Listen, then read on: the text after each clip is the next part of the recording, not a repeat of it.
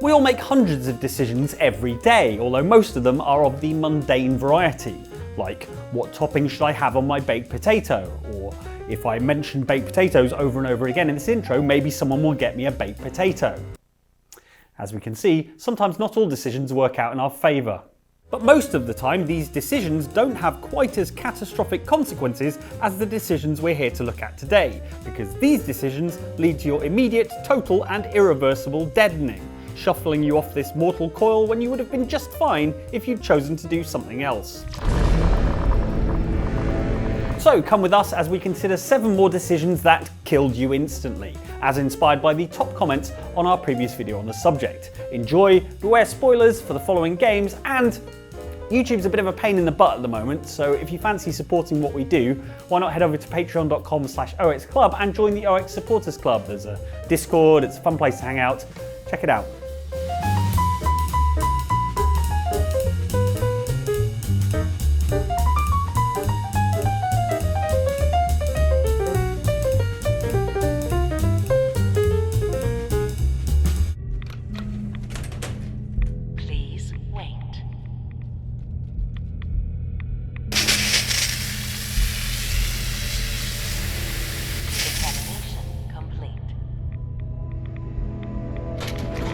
Taking place as it does in the irradiated ruins of civilization after a devastating atomic war, pretty much everything in Fallout 4 is radioactive.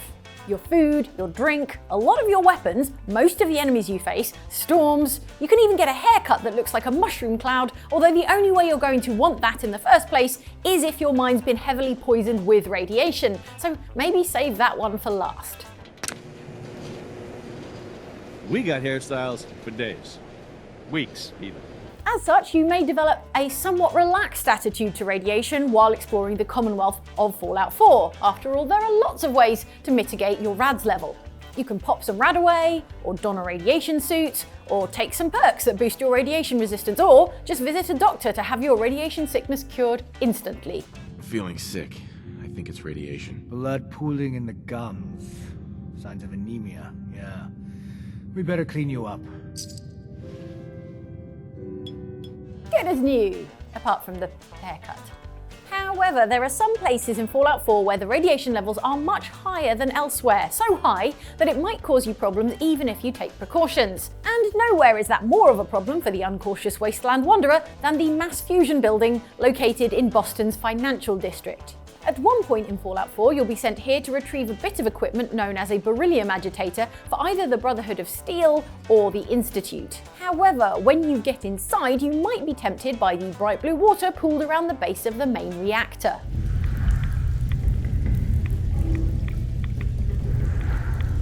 The Forbidden Baja Blast. Regrettably, as refreshing as this azure coolant looks, the decision to drink it will be met with your instant unaliving as you are hit with a mathematically incalculable dose of radiation that maxes out your rad meter and knocks you sideways into a crumpled heap of flailing limbs and sad death fanfare.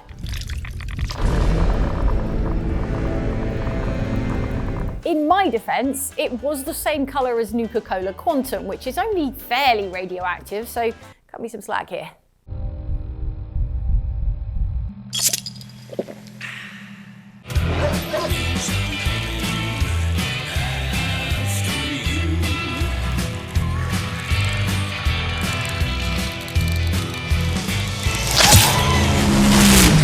Hitman Absolution is both the Hitman game we found most disappointing and the Hitman game that sounds most like a 90-day core fitness program.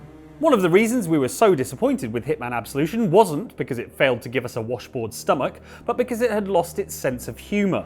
The previous game in the series, Hitman Blood Money, had a generally lighter tone and was full of entertaining ways to bump off your targets. I mean, entertaining for you, still pretty terrifying for your victims.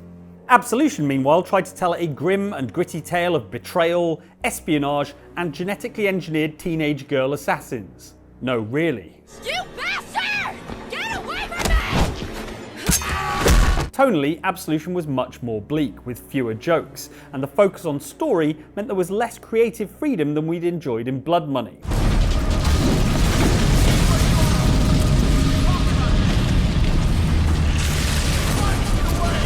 But there were elements of the old Hitman charm shining through, like in the level which saw you infiltrating an experimental weapons R&D facility called Dexter Industries.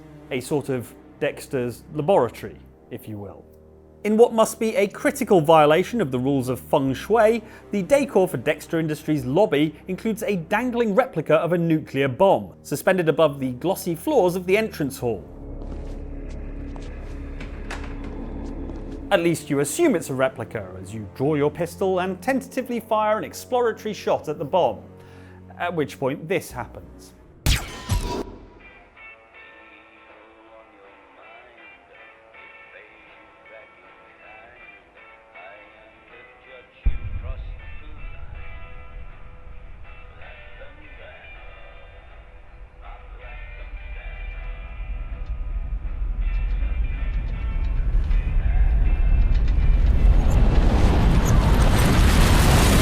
Well, whoever my target was, they're definitely dead now, so mission accomplished, I guess? We must be close. How can you tell? Listen.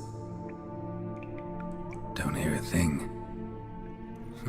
Not one rat, one bat. Dead quiet. As I said, he despises guests. Most people are grumpy if you wake them up before they're ready to wake up, which is why the Outside Xbox shoot schedule is now planned meticulously around Jane's naps, and why we haven't had to replace any of the windows since we started doing that. However, when the person in question is an ancient vampire who can sleep for hundreds of years if undisturbed, the problem becomes a bit more serious. What do you do if you need to talk to them? This is the unenviable position that Geralt the Witcher finds himself in the Witcher 3 expansion Blood and Wine, when searching for his nemesis Dettlaff, also known as the Beast of Beauclair. To meet the unseen elder is to face mortal danger. I've said so all along and never in jest. Geralt's buddy Regis reckons they could get some useful intel from the unseen elder vampire living in a cave in Beauclair, who is elder, sure, dude is ancient, but also very much not unseen, as he's almost immediately up in your face, teleporting around the room, sucking your blood, and booting you off high precipices. No! Wait!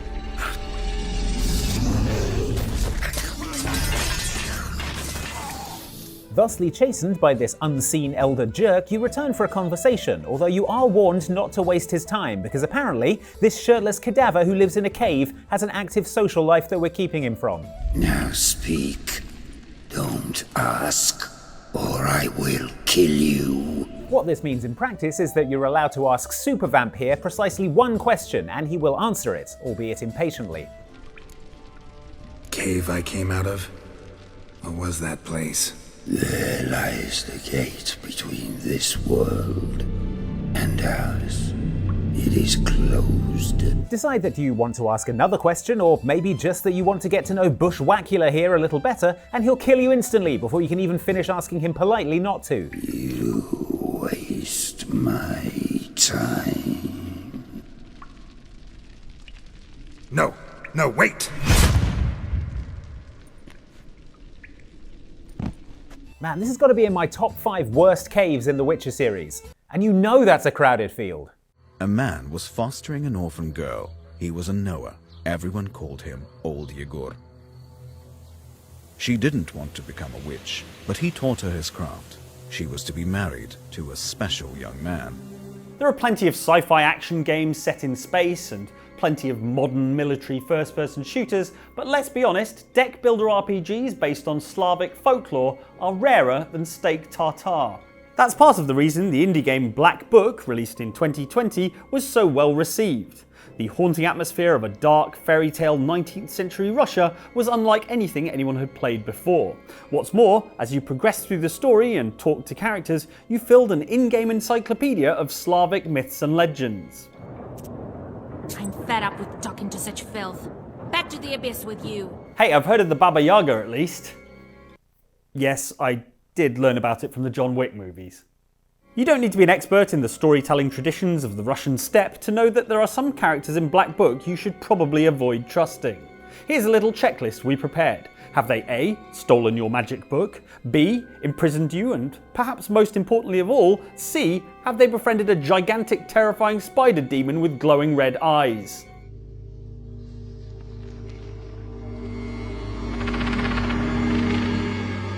I find that one's a dead giveaway. emphasis on dead. In Black Book, having snuck into the lair of the witch named variously as the Spinner or the Weaver, you have to avoid the glowing red gaze of her giant spider demon in order to get close to her. Sneak up and snatch the book she stole from you and she'll immediately play dumb. But you took the book with such skill. This is my book. You thought you'd get away with it? What are you talking about, girl? I wanted to give it back to you. She'll then offer to work together, a conversation that takes place with the massive spider demon shifting unsettlingly around behind you both. Fine, fine.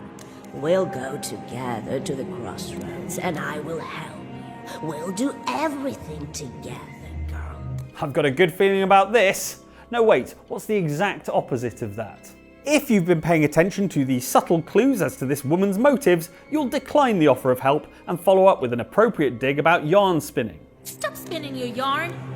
I know that you only want to get the hold of the wish. If you've been busy scrolling social media while the cutscenes play though, you might click the agree button, at which point this abruptly happens.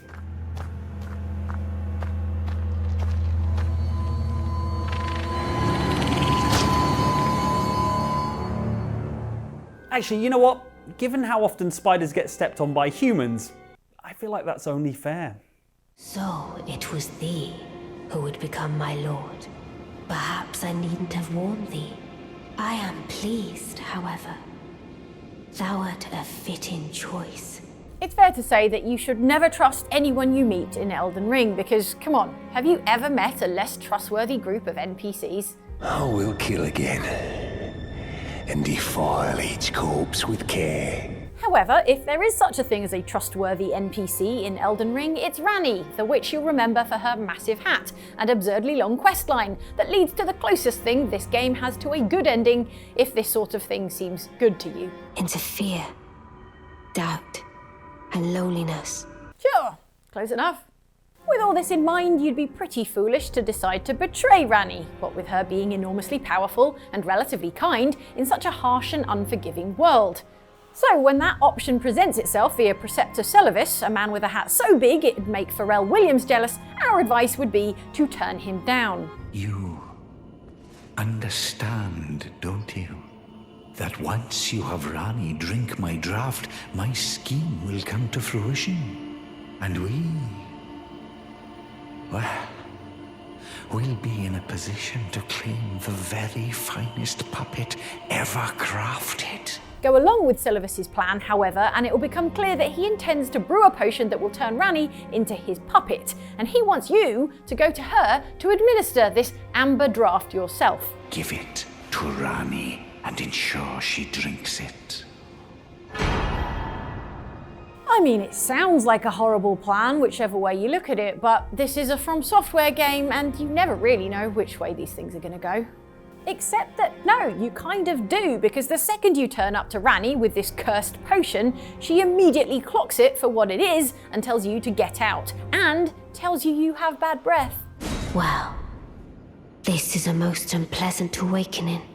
The depths of wickedness never fail to surprise me. I am saddened that thou wouldst succumb to such depravity, led astray by Celavis with devious tonic in hand. Didst thou think to have thy way with me? Begone, hapless scum. I won't have another whiff of thy rotten breath. Again, the opportunity for a good decision here, which would be to leave immediately and try to make amends for your foolishness. If instead of doing that you attempt to talk to Ranni like this, I have spoken. Away from my sight. On the third attempt, she straight up kills you, there and then, with magic, presumably. This is the third time, fiend. Enough of thy unbearable breath. Damn, there goes my relationship with the one trustworthy Elden Ring NPC. Unless, maybe, Patches will come around and realise I'm nice. Well, if you really are that gullible... I bring these things on myself. At least you saved the secretary. Yes, and we found and killed one of Mr. 47's accomplices. He wasn't alone? No. They communicated by radio. What bothered us was the autopsy of the second assassin. He was a Class 2 clone. Class 2? Fully functioning human clones. Hey, remember when we said that Hitman Blood Money was the fun, light-hearted entry in the series? That doesn't mean it won't happily kill you instantly as well. Just as you're about to head into the mission called You Better Watch Out, the cutscene informs you that rival contract killer agency The Franchise has sent its best agent into the level to kill you. Maybe it'd help if they knew it was 47 that killed Chad Bingham's son. What? We even had our best agent on the spot. To add to the intrigue, the loading screen for the mission shows your 2 targets and a mysterious third silhouetted figure with a distinctive bob haircut. Although given that Agent 47 is a master of disguise, it could just be him in a wig. Your primary objective in this clifftop mansion is to kill the misogynist son of a senator and push a pornographer off a balcony. But if you wander into this corridor, you'll encounter an extremely suspicious looking woman with a distinctive bob haircut who seductively beckons for you to follow her. Not Agent 47 letting little Agent 47 do the thinking for him. I assumed he was like a Ken doll down there. It transpires that doing this was a terrible idea, because if you do follow her into the room, you have barely a moment to react before she jams a nail file into Agent 47's jugular. Shame to waste such a nice hunk of meat. What a girl's gotta do. What a girl's gotta do. An inauspicious end to history's most cheekbonedest contract killer. There are several ways to avoid this, of course. There's simply not following strange women into private rooms when you know there's an assassin hunting you, or perhaps doing some weird crouching nearby and throwing her off her behavioural loop, or simply spotting the extremely threatening skull and crossbones buttock tattoo. I swear I only used the binoculars for illustrative purposes, and the heavy breathing was in the game. Even if you do end up accidentally entering the room, you do have a split second to sidestep the incoming attack, at which point it becomes a very noisy gun battle instead. Still, less noisy than a nuke going off, so I'm counting that as progress. Hey, speaking of...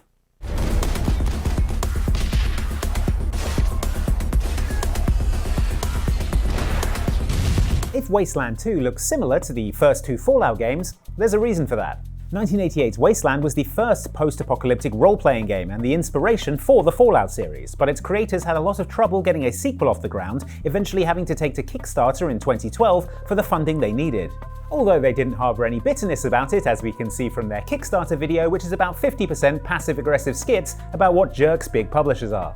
Thanks for meeting with me today. So you want us to pay for a Wasteland sequel? Yes. How old is that game? It came out in 1988. I'm pretty sure my mom graduated high school that year. Fascinating. Anyway, Wasteland 2 shares a lot in common with the Fallout games, including the fact that it's set in a post-apocalyptic wasteland ravaged by atomic war, as well as ruled over by factions who have different attitudes towards the past and plans for what to do with the future of society now that the balance of power has catastrophically shifted. One such faction is the Desert Rangers, one of the more noble factions who maintain a base that includes a museum full of pre-war artifacts that you can visit on your travels around the wasteland. While most of the exhibits at the Rangers Museum are pretty harmless, one appears to be an intact M388 Davy Crockett tactical nuke that they've held onto for the past 150 years. Next to the nuke is a large red button, which, while tempting, as all red buttons are, is surely a bad idea. Right? Still, I guess museums are always trying to be educational and encourage interaction. Maybe it just starts a little audio guide about how such weapons would have been used and the history of its design and production and... Detonation initiated. Have a nice day. Ah, well, I guess it was still educational, in that I learned never to do that again.